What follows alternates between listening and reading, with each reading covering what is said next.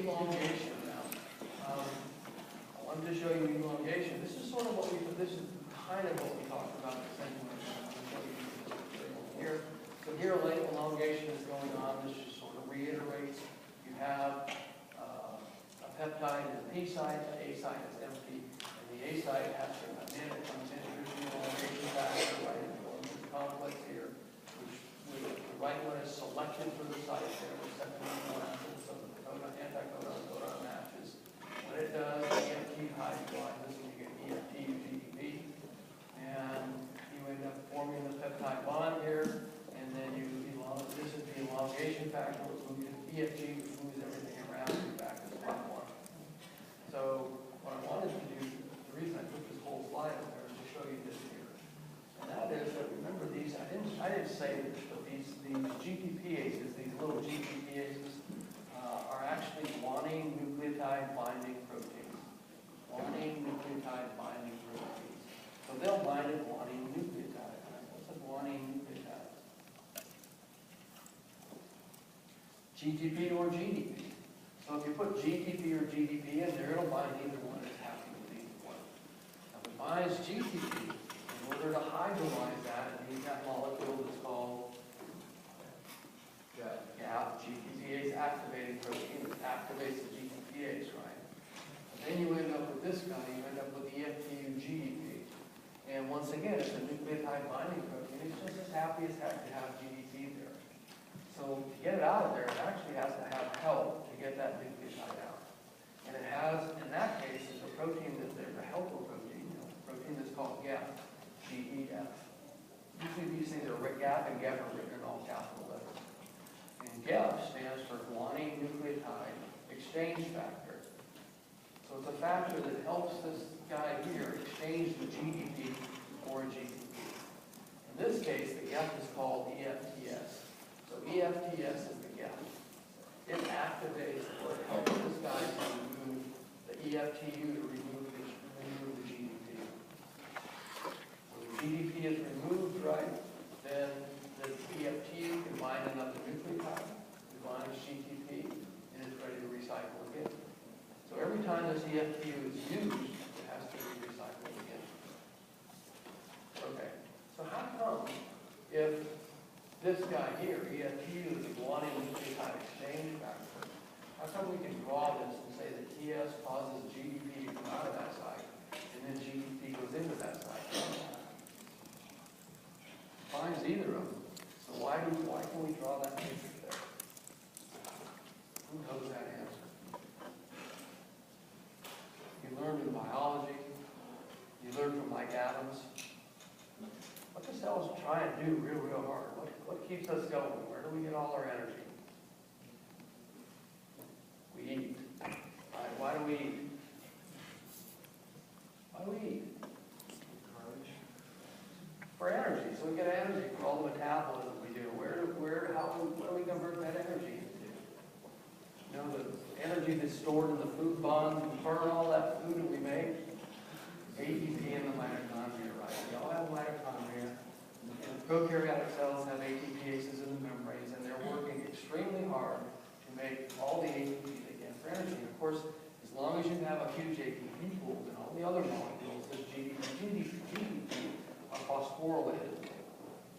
So, if you eat all the time, certainly me, the ratio of ATP to ADP in your body is probably about 10 to 1. You have 10 times as much ATP or GDP than you do ADP or GDP. That's because we eat, that's because we have mitochondria, and that's because that's what they do. So in this reaction here, if you get the GDP out of that site in the guanine nucleotide binding protein, then there's a 10 to 1 chance that what goes in is going to be a GTC. So we can draw this figure. Okay? And this guy here, this exchange factor, is just as likely to take EFTU GTP, or the EFTU GTP, and exchange it. Right? If it finds one free, it'll interact with it and knock it out of the binding site, and then another guanine nucleotide will insert. But because of that cycle, you can draw a figure like this, it says there's GDP in the site. Okay. So you all got that? TS is again, quantity exchange factor, which knocks out the GDP, so that can be this EFTU can be replenished. And the function of EFTU, right, is essentially to screen for the proper amino acid going into that A site. Yes? Yes? This picture is just for eukaryotes? No, well, this is for prokaryotes, EFTU. In eukaryotes, they're called EEFs, little eukaryotic elongation factors, but their processes are pretty much the same. There are more of them than the same. Okay.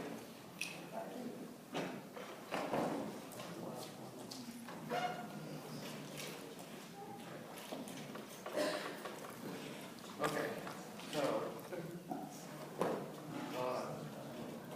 so we've talked about initiation, we talked about elongation, we got 5 minutes to talk about termination, translation and termination. You know the process has to be terminated. It's much more defined, sort of, at least certainly than it is in eukaryotic cells. It's more defined than translation and termination. And as you know, there are 3 stop codons. We talked about that before. Out of the 64 possible codons, 3 of which are stop codons, UGA, UAG, UAA. And essentially what happens is that there are several release factors. Release factor 1, release factor 3. 1 and 2 recognize the UAA and UAG.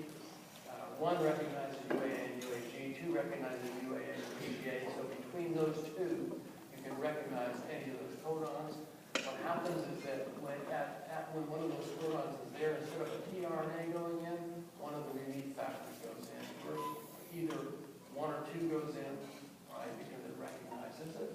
And then after one of those, then R3 goes in. Is that right? So 1 or 2 recognize the stop codon, and then R3 is the one that actually terminates the process.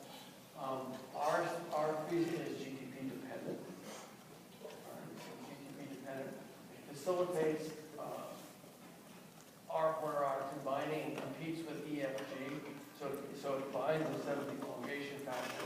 And the complex alters the activity of the peptidyltransferase. So once those are in there, either RF1 or 2 and RF3, they essentially alter the activity so that the peptidyltransferase actually transfers water to the peptide chain. So normally we have the peptide in the P site, we form a peptide bond and transfer an amino acid to it. Now the peptidyltransferase transfers water to it and hydrolyzes it. So the peptide is attached to the tRNA at the P site is actually hydrolyzed away. Right? It hydrolyzes the ester bond between the tRNA and the peptide. And the tRNA is linked by that ester linkage to the tRNA. It hydrolyzes that, and protein is released and protein synthesis stops. So you need those 3 things. So why, if this is another GTP, why did I say you only need 2? You need 2 GTPs to form the peptide bond. Right? So the formation of peptide bonds, protein synthesis requires 2. This is only 1 that's required for the release at the very end. Yes? Question? Okay. So this is protein synthesis in eukaryotic cells, and I think I'm going to start a little bit here. Remember the eukaryotic method is defined by several things. 1, it has a 7-methyl sheet down on hand. This is a good picture. It shows you how the phosphate on the little base stick out at the end, which protected here, which protected from digestion by exonucleases. And also here's that AAA site, which is polyadenylation signal, which leads to the addition of poly-A tail. The message has a flat half, poly-A tail, no regions in half. The initiation codon is also an AUG methionine. But initiation is slightly different with these guys. So the first thing we have to do is form the initiation complex. We're going to get some bacteria, 45 SE cells. It's similar. If you go through and look, you form the ternary complex that has that tRNA. The initiation factor is called, you see this small e and a eukaryotic, the FI2, and the GTP. So the four components are this factor, the GTP and the TRA. They come together with the, notice there's also two elongation factors, 1 and 3, and that shows you it separates these, right? So it actually separates the 40S from the 80S complex. That small ribosomal subunit then interacts with the ternary complex to form this 43S initiation complex, sort of an intermediate guy. Once that forms, then there are the mRNA attaches, and there are several steps there. So this is a little different, right? Remember, in prokaryotes, all of this formed all at once. The messenger is in small subunits and have these guys attached all down. In this instance here, the small subunit interacts with this ternary complex, made up of these initiation factors, and that ternary complex bound, and it forms an intermediate complex, right? Then, there are several initiation factors here. These initiation factors interact with the mRNA, and they will form this 43S initiation complex. It's sort of the final one before the whole enzyme. It's 48S. You don't remember those numbers so much, 43 and 48. But it takes all of these initiation factors in order to get this complex, right, associated with messenger RNA. And that has to do with the binding of the ribosome to this guy. I'll show you in a minute. And then also the search for the AUG. Once this is there, once that small subunit is aligned with this AUG, and I'll show you how that happens, then essentially the whole ribosome forms, the initiation factor come off, the whole ribosome forms, and initiation is complete. So the big difference here is that there are all of these initiation factors are involved